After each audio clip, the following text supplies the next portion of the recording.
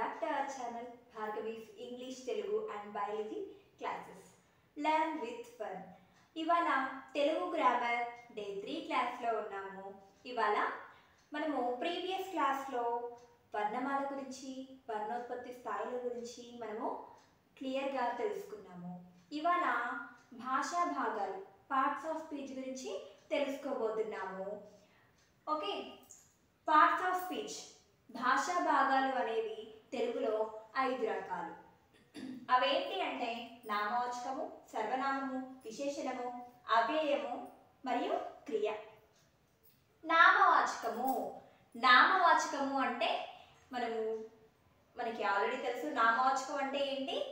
నామవాచకము అంటే మనుషుల పేర్లు కానీ, ప్రదేశాల పేర్లు కానీ, నదుల పేర్లు కానీ, సరస్సుల పేర్లు కానీ, కొండల పేర్లు కానీ, జంతువుల పేర్లు కానీ, పక్షుల పేర్లు సందర్భంలోనైనా ఉపయోగించేది నామవాచకం. ఖచ్చితంగా ఒక ప్రదేశానికి ఒక పేరంటూ ఉంటుంది. ఒక మనిషికి కానీ, జంతువుకు కానీ, పక్షులకు కానీ వాటికి సంబంధించి పేర్లతో మనము పిలుస్తూ ఉంటాము. ఆ పేర్లతో పిలవడాన్ని మనము నామము, నామవాచకము అని అంటాము. భాషా భాగాలలో నామవాచకము అని అంటాము. అంటే వాటికి సంబంధించి పేర్లతో పిలుస్తాం కాబట్టి వాటికి నామము అనేది ఉంటుంది. ఆ నామమును మనము భాషా భాగాలలో నామవాచకముగా పిలుస్తాము. నామవాచకం ఆధారంగానే నదుల పేర్లు కానీ, సరస్సుల పేర్లు కానీ, ప్రదేశాల పేర్లు కానీ, మనుషుల పేర్లు కానీ మనము చెప్పగలము. తర్వాత నెక్స్ట్ వన్ సర్వనామము. సర్వనామము అంటే నామానికి బదులుగా ఉపయోగించేది సర్వనామం. ఓకే, ఎగ్జాంపుల్ నేను, వారు, నీవు, అతడు, ఆమె అనేటటువంటివి సర్వనామము. అంటే ఇందులో నామముకు బదులుగా మనము ఏమి ఉపయోగిస్తున్నాము? సర్వనామమును ఉపయోగిస్తూ ఉన్నాము. తర్వాత విశేషణము.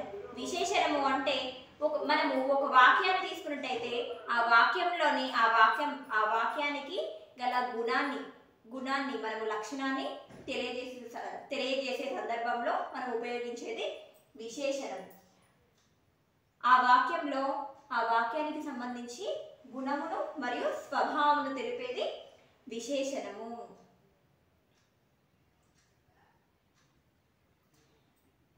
Fourth one అవ్యయము. అవ్యయము అంటే ఆశ్చర్యార్థక గుర్తు. అంటే ఆశ్చర్యం కలిగించేటటువంటి సమయంలో మనము ఎక్కువగా ఉపయోగించేటటువంటి వర్డ్. ఆహా, ఓహో, ఆహా, భలా, అయ్యారే అంటే ఇలాంటి వర్డ్స్ అనేవి ఆశ్చర్యార్థకపు గుర్తులుగా, ఆశ్చర్యార్థకపు వాక్యాలుగా చెప్పొచ్చు. దాన్ని అవ్యయము అని అంటారు. తర్వాత క్రియ. క్రియ అంటే మనము చేసే పనుల గురించి తెలిపేదే క్రియ. అంటే ఆ పని అనేది భవిష్యత్తు కాలంలో జరుగుతుందా, భూతకాలంలో జరుగుతుందా, వర్తమాన కాలంలో జరుగుతుందా అనే విషయాన్ని మనము క్రియ ఆధారంగా చెప్పగలుగుతాం అన్నమాట. ఎగ్జాంపుల్ తీసుకున్నట్టయితే నడవడం, పరిగెత్తడం, చదవడం, రాయటం. మనం చేసే ప్రతి ఒక్క పని కూడా క్రియ కిందికి వస్తుంది అనమాట. మనం చేసే పనిని తెలిపేది క్రియ. క్రియలలో 2 రకాలు ఉన్నాయి. సమాపక క్రియ ఉంది, అసమాపక క్రియ ఉంది. సమాపక క్రియ అంటే పూర్తయినటువంటి వాక్యాలు ఉంటాయి అన్నమాట. ఒక పని అనేది పూర్తవుతుంది. ఒక సెంటెన్స్ ఒక వాక్యాన్ని మనం తీసుకున్నట్టయితే ఆ వాక్యానికి పూర్తి అర్థాన్ని కలిగి ఆ వాక్యం అనేది పూర్తవుతుంది అనమాట. ఎగ్జాంపుల్ చూశాడు, సాధిస్తాడు, సమాపక క్రియ అనేది పూర్తయిపోయినటువంటి వాక్యాన్ని తెలిపేది సమాపక క్రియ. తర్వాత అసమాపక క్రియ అంటే అసంపూర్ణమైనటువంటి వాక్యం. ఎగ్జాంపుల్ చూసి, నవ్వి, వెళ్ళి, వచ్చి ఇలాంటి వర్డ్స్ అన్ని కూడా మనము అసమాపక క్రియలో మనము తీసుకోవచ్చు. అంటే అసంపూర్ణమైనటువంటి వాక్యాలను మనము చూస్తాము అసమాపక క్రియలో. ఇప్పుడు నామవాచకం తీసుకున్నట్టయితే నామవాచకం దేనిని తెలుపుతుంది?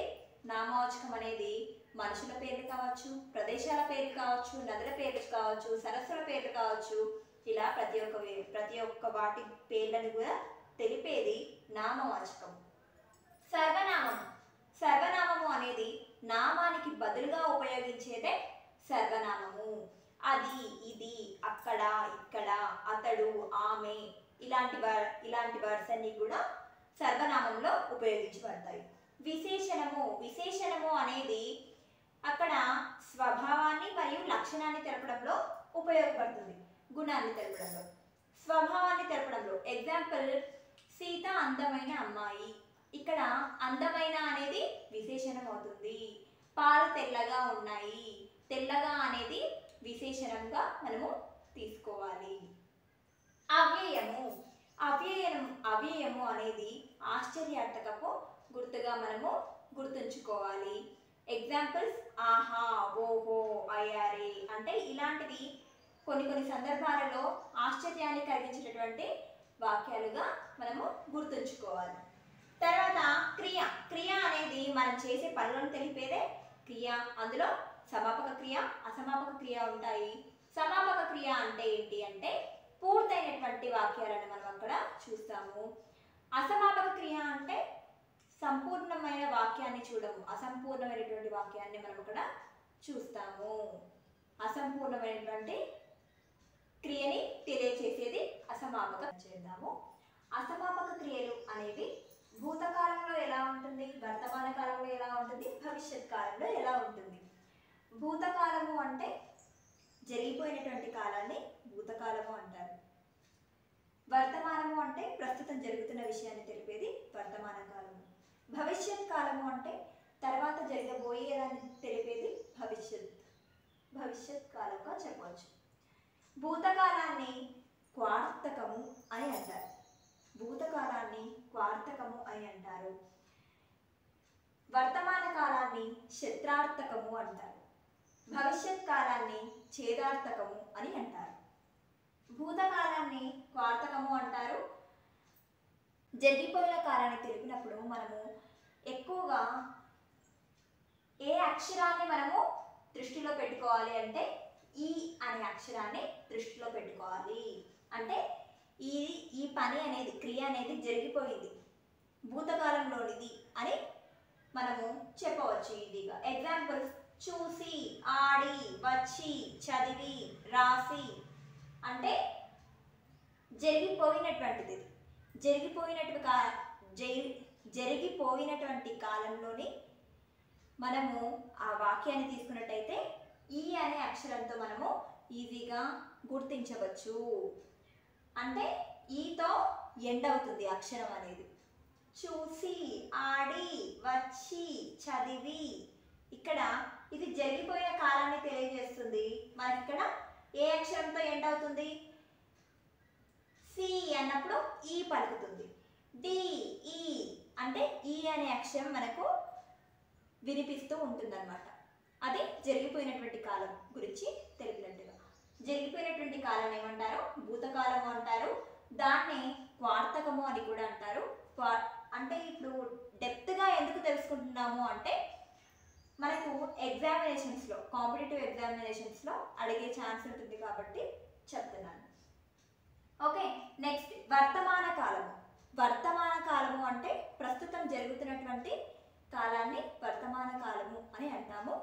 వర్తమాన కాలాన్ని శత్రార్థకము అని పిలుస్తారు. ఏమని పిలుస్తారు? శత్రార్థకము అని పిలుస్తారు. ఈ శత్రార్థకము వర్తమాన కాలంలో జరుగుతున్నటువంటి విషయాన్ని తెలిపినప్పుడు మనము ఏ అక్షరాలను దృష్టిలో పెట్టుకోవాలి? ఏ అక్షరాలను మన దృష్టిలో పెట్టుకోవాలి అంటే ఊ మరియు తూ అనే అక్షరాలను దృష్టిలో పెట్టుకోవాలి. ఎందుకంటే ఈ రెండు అక్షరాలతోనే ఆ వర్డ్ అనేది ఎండ్ అవుతుంది, వాక్యం అనేది పూర్తవుతుంది అన్నమాట. చూస్తూ, ఆడుతూ, వస్తూ, చదువుతూ. ఇక్కడ ఊ, తూ అనే మనకి సౌండ్స్ అనేవి వినిపిస్తూ ఉన్నాయి. అంటే ఇప్పుడు వర్తమాన కాలాన్ని ఏమని పిలుస్తారు? వర్తమాన కాలం అంటే ఏంటి? జరుగుతున్నటువంటి కాలాన్ని తెలియజేసేది వర్తమాన కాలము. దాన్ని ఏమని పిలుస్తాము? క్షత్రార్థకము అని కూడా పిలుస్తాము. ఈ వర్తమాన కాలంలోని వాక్యాలను మనము ఎలా గుర్తించాలి అంటే ఊ మరియు తూ లెటర్స్తో ఎండ్ అవుతుంది. చూస్తూ, ఆడుతూ, వస్తూ, చదువుతూ, ఇవి ఎగ్జాంపుల్స్గా మనము తీసుకోవచ్చు. తర్వాత భవిష్యత్ కాలము. భవిష్యత్తు కాలము అంటే తర్వాత జరగబోయే కాలాన్ని తెలియజేసేది భవిష్యత్ కాలము. భవిష్యత్తు కాలమును ఏమని పిలుస్తాము? ఛేదార్థకము అని పిలుస్తాము. ఏమని పిలుస్తాము? ఛేదార్థకము అని పిలుస్తాము. ఆ వాక్యాన్ని ఎలా గుర్తించాలి? ఏ లెటర్తో ఎండ్ అవుతుంది అంటే ఏ అనే లెటర్తో ఎండ్ అవుతుంది.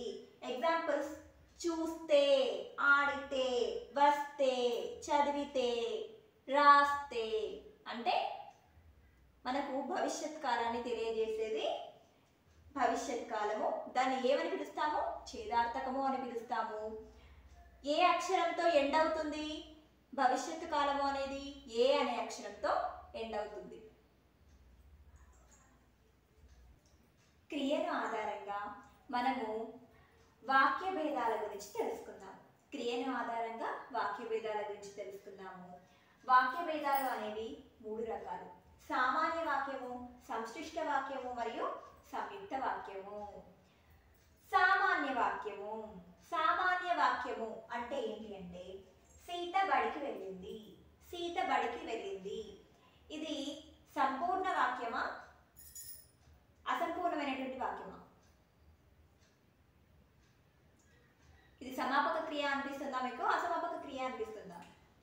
సమాపక క్రియ. పూర్తయిపోయింది, సెంటెన్స్ అనేది పూర్తయిపోయింది, వాక్యం అనేది పూర్తయింది కాబట్టి దీన్ని సమాపక క్రియ, ఇక్కడ సమాపక క్రియ అనేది జరిగింది కాబట్టి ఇది సామాన్య వాక్యము. సీత బడికి వెళ్ళింది. ఓకే, సమాపక క్రియ రూపంలో ఉంది కాబట్టి, సమాపక క్రియ రూపంలో ఉంది కాబట్టి దీనిని ఏమంటాము అంటే సామాన్య వాక్యము అని అంటాము. ఇక్కడ వాక్యం అనేది పూర్తయిపోయింది, సీత బడికి వెళ్ళింది. ఇది పూర్తయిపోయినటువంటి వాక్యం, సమాపక క్రియ రూపంలో ఉంది కాబట్టి దీన్ని సామాన్య వాక్యము అని అంటాము. తర్వాత సంశ్లిష్ట వాక్యము.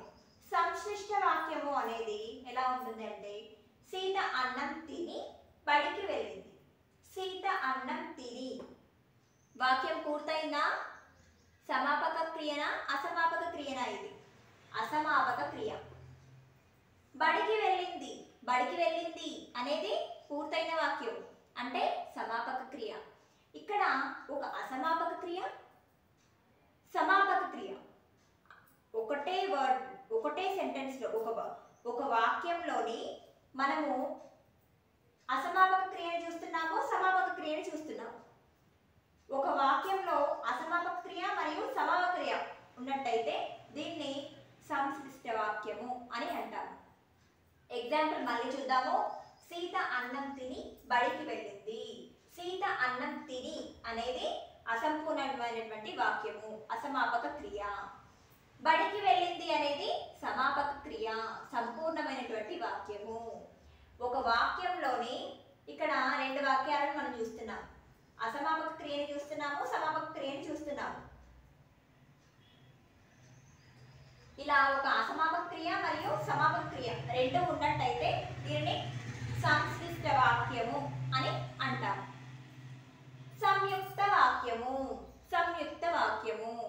ఎగ్జాంపుల్: సీత అన్నం తిన్నది కానీ బడికి వెళ్ళలేదు. సీత అన్నం తిన్నది సంపూర్ణమైనటువంటి వాక్యమే కదా, సమాపక క్రియ.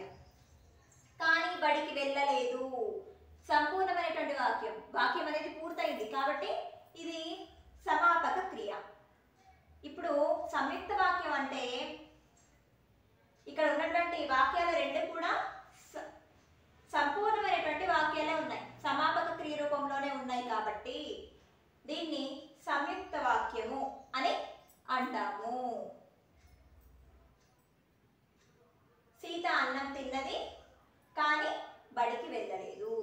అన్నం తిన్నది అనేది సమాపక క్రియనే, కానీ బడికి వెళ్ళలేదు అన్నది కూడా సమాపక క్రియనే అవుతుంది. కాబట్టి రెండు సమాపక క్రియలు ఉంటేనేమో సంయుక్త వాక్యం, ఒక అసమాపక క్రియ సమాపక క్రియ ఉంటేనేమో సంశ్లిష్ట వాక్యం. సామాన్య వాక్యము అంటే సమాపక క్రియ మాత్రమే ఉంటే సామాన్య వాక్యము. ఓకే, ఇక్కడ వాక్య భేదాలు అనేవి 3 రకాలు: సామాన్య వాక్యము, సంశ్లిష్ట వాక్యము, సంయుక్త వాక్యము. సామాన్య వాక్యము అనేది ఒక సమాపక క్రియని కలిగి ఉంటుంది. సంశ్లిష్ట వాక్యము అనేది ఒక అసమాపక క్రియని మరియు సమాపక క్రియని కలిగి ఉంటుంది. సంయుక్త వాక్యము అనేది ఒక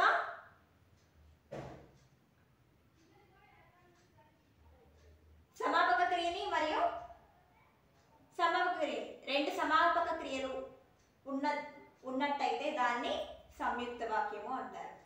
రెండు సమాపక క్రియలు ఉన్నట్టయితే దాన్ని సంయుక్త వాక్యము అని అంటాము. ఇవాళటి క్లాస్ మీకు ఇన్ఫర్మేటివ్గా అనిపించుంటే please like, share and subscribe.